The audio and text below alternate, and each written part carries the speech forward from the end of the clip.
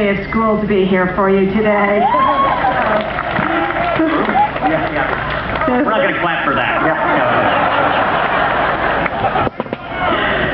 That's funny. I think one of the great disappointments of our current president is that he has done such damage to a lot of our relationships with our foreign allies, in particular with Israel. And I'd like to hear both of you address what you will do to rebuild that relationship and how you define what that relationship should even be. Paul, I've been taking all these first. It's not fair. So if you take this one All first, right, you got to take the next one. Happy to do it whether I won't. We'll see. First off, Israel is our strongest ally in the Middle East. Let's treat them as if they're our strongest ally in the Middle East.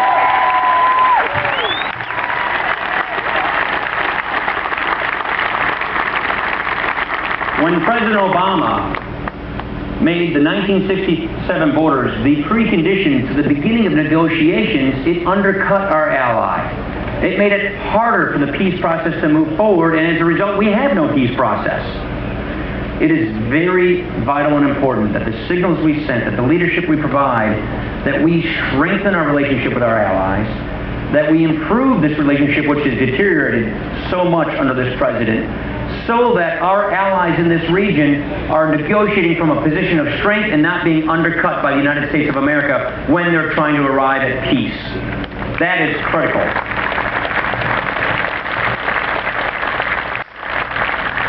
We've both been there, we've traveled in this region, we've met with the leadership of Israel, and we have to recognize that perhaps the greatest threat in the world today is an Iran with nuclear capabilities, nuclear weapons capabilities.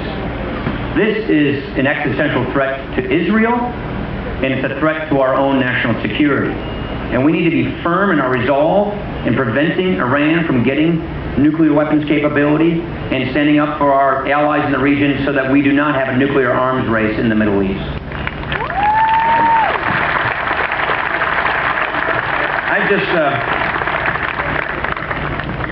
I agree.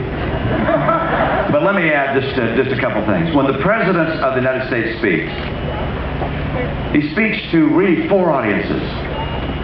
One, of course, is the American people. And that's, of course, the group that's important to him politically, to have their support, win their support for the coming elections and so forth. Number two, when he speaks, he's speaking to our allies around the world. And if they sense any weakness on the part of the American president in his commitment to our friends, they begin looking around to see where they can get support elsewhere to protect their own interests. He's also speaking in a way that's heard by our foes around the world, or those that are contrary to some of our interests. And if the president speaks in a way, again, that shows weakness, that emboldens them. And they decide to take action which furthers their interests and causes the retreat of our interests and the retreat of the interests of our friends around the world. And finally, when he speaks, he's heard loud and clear by our servicemen and women in the United States. And if I'm President of the United States, I will never say anything to earn support in that first group, the American public, that in any way harms our interests with regards to our friends and allies, that emboldens our enemies, or that in any way detracts from the commitment of our men and women in uniform.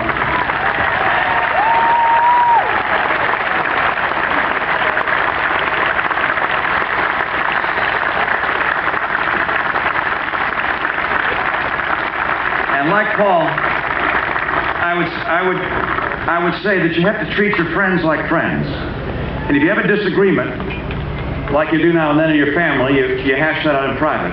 The president throwing Bibi Netanyahu under the bus was totally unacceptable.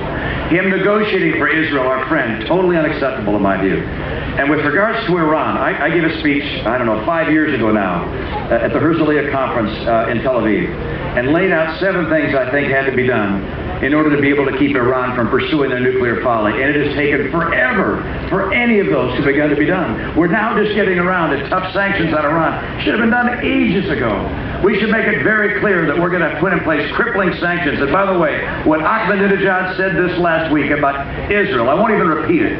The awful, offensive, obnoxious things he said about Israel should lead to him being indicted under the Genocide Convention, his people being treated like the pariah they are, his diplomats, and And we should always make sure they recognize that to the United States of America, Iran becoming nuclear is unacceptable, and we have options on the table, but they're not just on the table, they're in our hand. We will not allow them to become a nuclear threat to us or our friends.